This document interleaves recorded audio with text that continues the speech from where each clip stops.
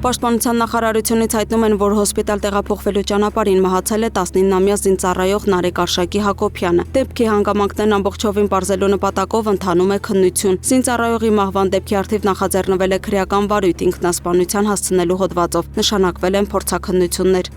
Երրորդ բանակային կորպուսի նախկին հրամանատար գեներալ-մայոր Գրիգորի Խաչատուրովը կալանավորվել է։ Հիշեցնենք, որ 2025 թվականին Խաչատուրովի նկատմամբ հանրային քրեական հետապնդում է հարուցվել քրեական օրենսգրքի 436-րդ հոդվածի առաջին մասով եւ 549-րդ հոդվածի երրորդ մասով։ Այն է կաշառք տալը եւ իշխանազանցությունը կամ իշխանությունը չարաշահելը, որը կատարվել է ռազմական դրությամբ պատերազմի ժամանակ կամ մարտի պարագաներում, կամ որն անզգուշությամբ առաջացրել է մարդու մահ։ Խաչատուրովի նկատմամբ հայտարարվել է միջպետական հետախուզում, քրեական վարույթն այժմ ուղարկվել է դատարան, սակայն ըստ ամենայնի կքննվի հեռակա դատաքննության կարգով, քանի որ Խաչատուրովը Հայաստանի Հանրապետությունում չէ։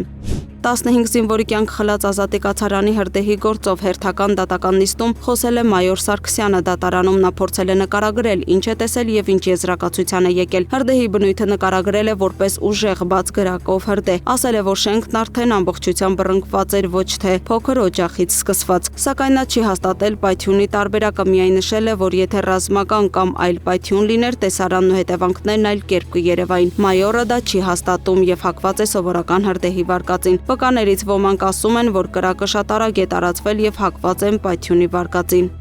Վարչական իրավախախտումների վերաբերյալ Հայաստանի օրենսգրքի 182-րդ հոդվածով նախատեսված արար կատարելու համար, այն է զինծառայողների կամ ոստիկանության ծառայողի օրինական պահանջը չկատարելը, 17 անց ձերբակալվել տեղափոխվել է համայնքային ոստիկանության ստորաբաժանումներ։ Նրանք ձերբակալվել են հակակոռուպցիոն դատարանի մոտ Սամվել Կարապետյանի աջակիցների մասնակցությամբ տեղի ունեցած անկարգությունների ժամանակ։ Հիշեցնենք, որ դատախազը միջնորդել է Սամվել Կարապետյանի տնային կալանքի ժամկետը երկարաձգել 3 ամսով, ինչն ընդունվել է։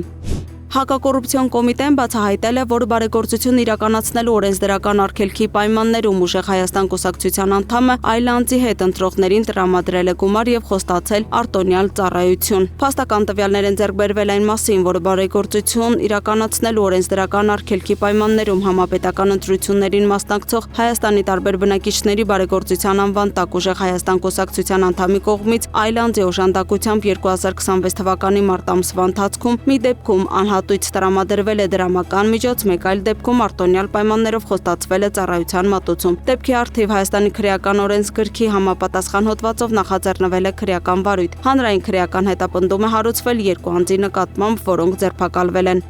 Քրեական վարույթի շրջանակում ձերբակալվել է 14 անձ, ընտրակաշառք տալու եւ ստանալու մեղադրանքներով։ Հակակոռուպցիոն կոմիտեից հայտնում են, որ փաստական տվյալներ են ստացվել այն մասին, որ Ուժեղ Հայաստան կուսակցության անդամների եւ նրանց հետ գործակցող հասարակական կազմակերպություններում որպես աշխատակից գրանցված մի խումբ անձանց կողմից Արարատի մարզի Արտաշատ համայնքի մի շարք ընտրողների ընտրակաշառք է բաժանվել։ Հանցավոր գործունեությունը քողարկելու եւ չբացահայտվելու նպատակով հանցավոր խմբի անդամները միմյանց հետ կապ են հաստատել ինտերնետ հավելվածների միջոցով։ Դեպքի առթիվ քրեական օրենսգրքի համապատասխան հոդվածներով նախաձեռնվել է քրեական վարույթ, կատարվել են բազմաթիվ խուզարկություններ, ձերբակալվել են 1 տասնյակից ավելի անձինք։